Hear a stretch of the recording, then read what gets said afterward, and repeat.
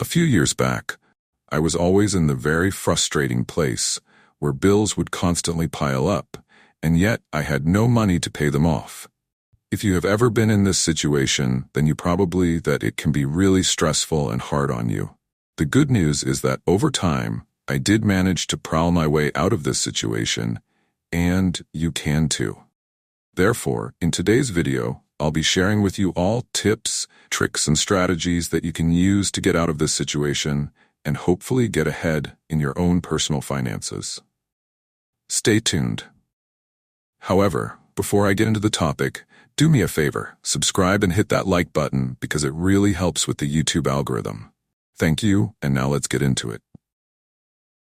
Alright, so the list begins with 1. Keep track of your spending. You've probably already heard this a million times, and you are going to hear it again today. Simply because it works, and because you are probably not doing it. Basically, it should always be a priority.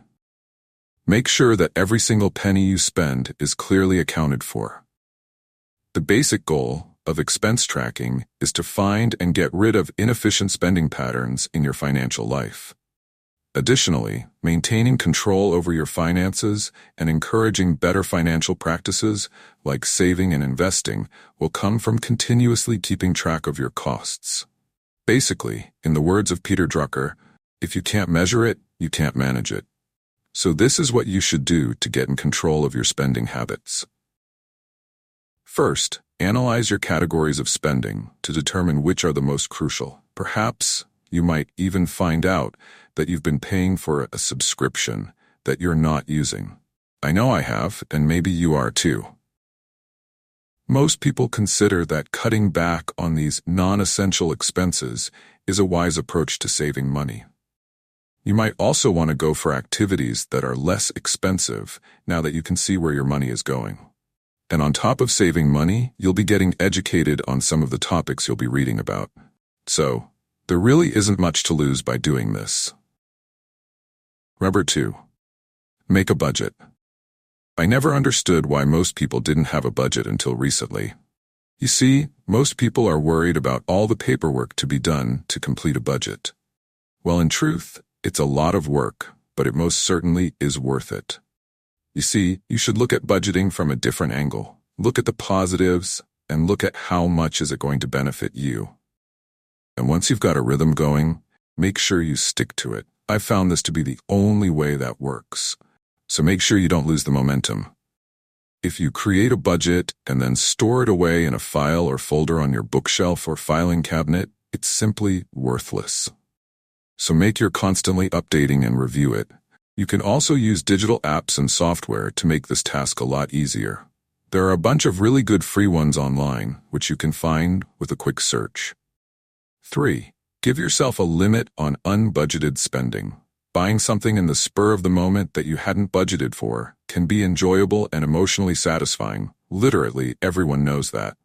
However, that emotional high may pass quickly, leaving you with impulsive purchases you don't actually need or want.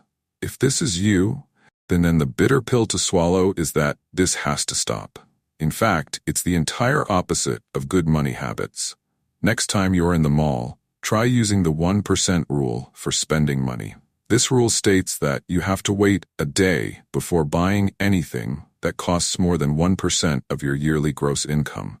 So if you make $60,000 a year, the rule states that you need to a day before making a purchase of over $600.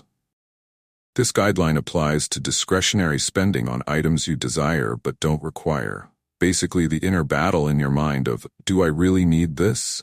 Versus, do I want this? The 24-hour cooling-off period gives you time to reconsider your purchase. Why not take an additional day to consider if you actually need it? After 24 hours, you might not anymore. So next time you go shopping, remember what that guy from Practical Wisdom told you to try. 4. Save for big purchases. Seeing a beautiful $4,000 advertisement of a stunning 90-inch flat screen, 8K television, imagine the things you can see on that TV. Does not mean that you should immediately pick up your phone and credit card and start dialing the number on the screen. That's a really bad idea. Remember the rule, That rule the guy from Practical Wisdom told you about, the 24-hour one? Remember that? So, experts suggest that if you really want that big TV, then it's best that the money comes from your savings account, which is dedicated for such purchases. Not a credit card loan, unless you have a really good plan to pay the money back, which 99% of people don't. There are countless advantages that come with saving for a big or expensive purchase. You may be able to negotiate a cheaper price, or at the very least, better financing conditions. If you save up and pay cash, the price could drop as well. Additionally, for a larger purchase, getting a loan may make more sense, especially if it's an item with appreciating value, like a home, or if it prevents you from taking money out of your savings or investment account. As paying in cash for the big expensive TV might leave you with little to spend, therefore it's wise to save up for a while before you buy the products you need or desire. Therefore, it's sensible to start saving for that specific thing so that your daily life is not disrupted. 5. Read books about finance. It's true when they say that if you want to hide something, just put it on paper. The sad truth is that most people never bother to read. You see, some of the things people choose to ignore, such as the information contained in books, has a good chance of making them successful if they bother to read them. Learning is a continuous process, and the more you do it, the sharper your skills become. The ability to make wise financial decisions is the chief advantage of financial literacy. It gives us the information and abilities we need to properly manage our finances, including budgeting, saving, borrowing, and investing. As a result, we are better positioned to meet our financial objectives and establish financial stability. It's kinda like a superpower, and it really puts you in a comfortable situation knowing that you are in control of your financial destiny. 6. Lower your monthly bill. Cutting your monthly spending is one of the simplest ways to gain control of your money. While you might not be able to cut back on certain permanent costs like rent or vehicle payments without making significant lifestyle changes, you can cut back on variable costs like clothes or entertainment by being adaptable and thinking sparingly. To begin saving on things like your energy bills, you may, for instance, use less power, pick a different life or home insurance company, or shop for your groceries at bulk discounts. Additionally, you shouldn't accept a loan just because your salary and credit make you eligible for one. Many people believe that the bank will not give them a credit card or a loan that they cannot afford.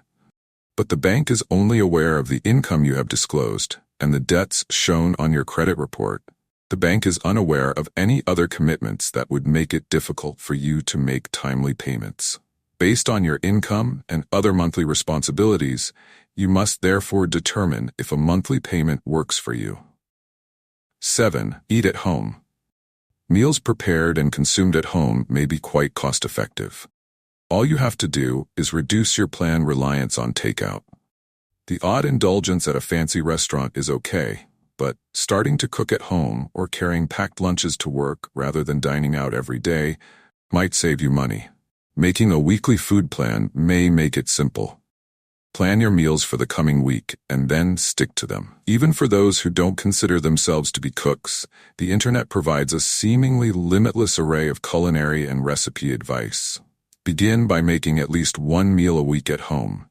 Bring your lunches to work starting next week. You might be amazed by how much money you can actually save. 8. Pay off your debt. Carrying a lot of debt, especially on high-interest credit cards, is one of the costliest mistakes you can make. If you want to improve your financial situation and open up new financial opportunities, pay off your debt as soon as possible. If you're the forgetful type, you should list off all your existing debts, including credit card debt, student loan debt, and vehicle loans, and determine the minimum payments you must make to stay on top of each of them.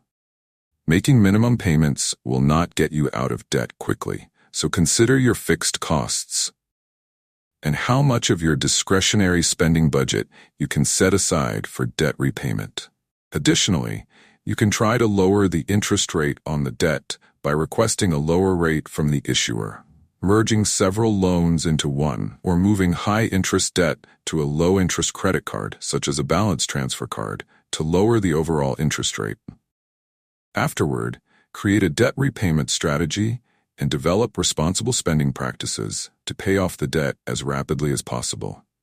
Your monthly budget will be larger the faster you pay off your debt. As I previously said, paying off credit card debt must be a top priority. Unlike your automobile or house payment, it increases with time and is hard to cut back on. Number 9. Stop using credit cards. Credit cards are a great and handy tool to have. They are a lifesaver when needed, and they do a great job getting that credit score up. However, for some people, their lack of self-control and an easy and available remedy to their problems in the form of a credit card means that they quick dig themselves into disaster. You could be depending too much on your credit cards if you're having trouble making ends meet each month. If you continue using your credit cards as a crutch to get by, you'll soon find yourself in debt. Your ability to pay your expenses, save for retirement, or pursue other financial objectives will be constrained as a result of this.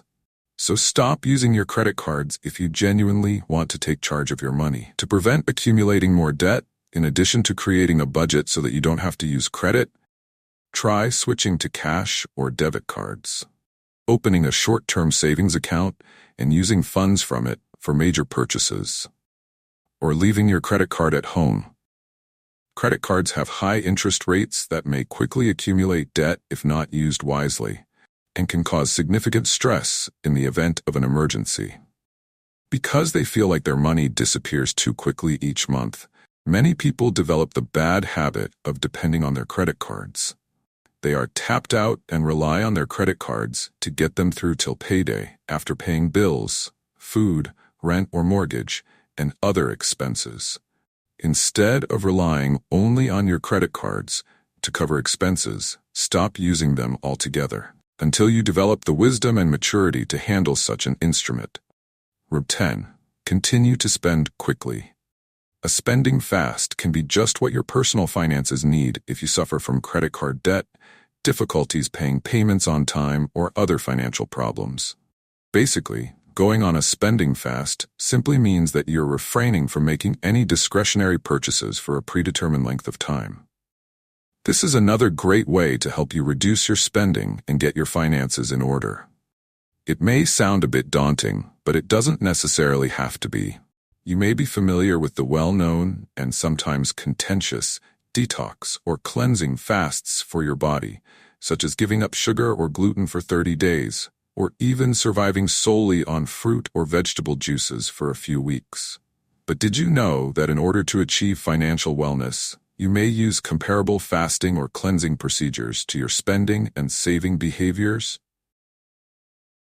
These are frequently month-long periods during which spending is restricted, and only categories like food, transportation, and recurring expenditures are exempted. If you're ready to live simply for a while, commit to this challenge to boost your bank account, alter your behavior, and determine what you need rather than just what you desire. Your perspective on money can even change as a result of the event.